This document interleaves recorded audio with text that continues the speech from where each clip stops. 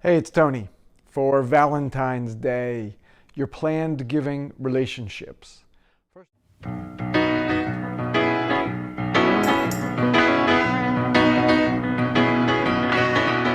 first of all, look how far I am from the camera.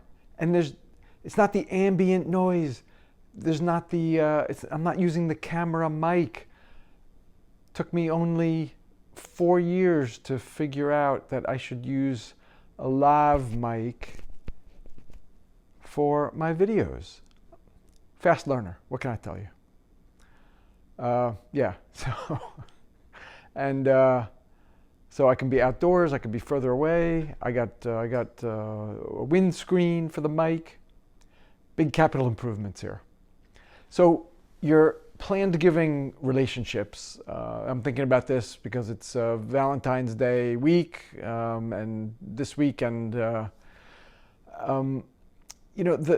these relationships really start with the donors. They're creating the relationship by making gift after gift, year after year. You've seen the consistency. You've heard me talk about those loyal, consistent donors who are your best planned giving prospects. That's the beginning of a planned giving relationship. When your donors are making 30 gifts in 25 years. Some numbers like that. Or if your organization hasn't been around as long, they've given you 10 gifts in 8 or 10 or even 12 years. That loyal, consistent donor. They're great potential donors for planned giving. And that's really the beginning of your planned giving relationships. It's their giving. They're showing you how much they love your work. Your next step is to take the relationship to the next level and to bring to them the idea of planned giving. You're not going to get shot down. You're not going to get slapped in the face. People aren't going to get offended. If you're talking to folks who are roughly 55 or 60 and over, and they have this long-term committed giving history to your organization, then you're talking about something that's a natural extension of their giving, of what they're doing during their lifetime. And don't we all want your mission to continue for decades and even maybe generations to come? That's the kind of conversation you have. That's how you take that planned giving relationship to the next step. You're introducing to them the idea of a planned gift, bringing them closer to the organization. And I believe that even just asking them to include your organization in their will, which is the place that I always advise to start. You've heard that too many times, but I'm going to keep saying it.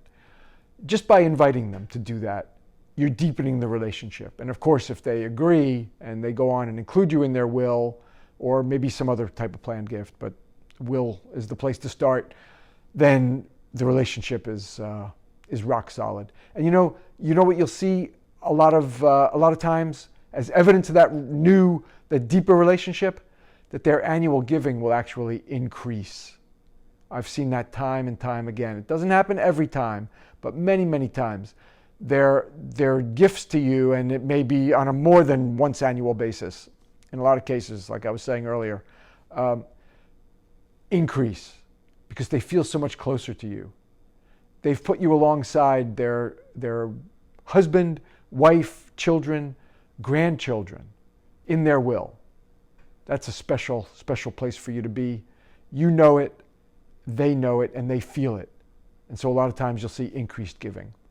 Whether you do or not, you're deepening your relationship with your committed, loyal donors by bringing to them the idea of a planned gift.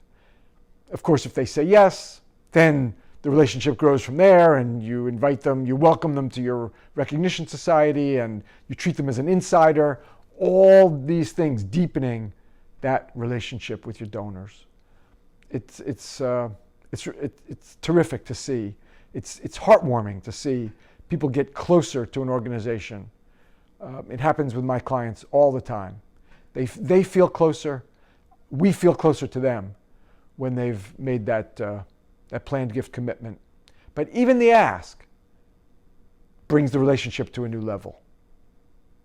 All right. So, Valentine's Day for your friends, your families. I remember in what was it, like kindergarten or first grade, or maybe second grade, I had to write Valentine's cards to every member of my class. But I didn't like everybody in my class. Everybody loved me, but I didn't like everybody. So it was this coerced relationship for Valentine's Day in first grade. Couldn't stand it. Actually, I loved it. Looking back on it, I can see the coercion, the manipulation of our first graders. I hope you have a great Valentine's Day, Valentine's week. Maybe it's a time to get together with friends, a dinner with somebody special, whoever your Valentines are. Happy Valentine's Day to you and Valentine's week. And always be thinking about broadening relationships, planned giving or otherwise. Always be thinking about deepening relationships in your life. Have a great time. On the subject of deepening relationships, how about you subscribe to the channel? Subscribe to my YouTube channel and be sure to click the little bell. That bell icon gives you a notification every time I upload a new video, which happens roughly every 2 weeks.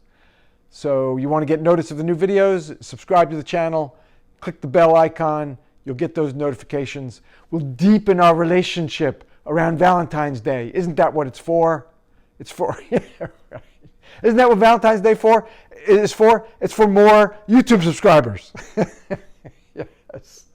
I've cheapened it. I've trivialized the Valentine's Day relationship, the Valentine's Day, to more subscribers.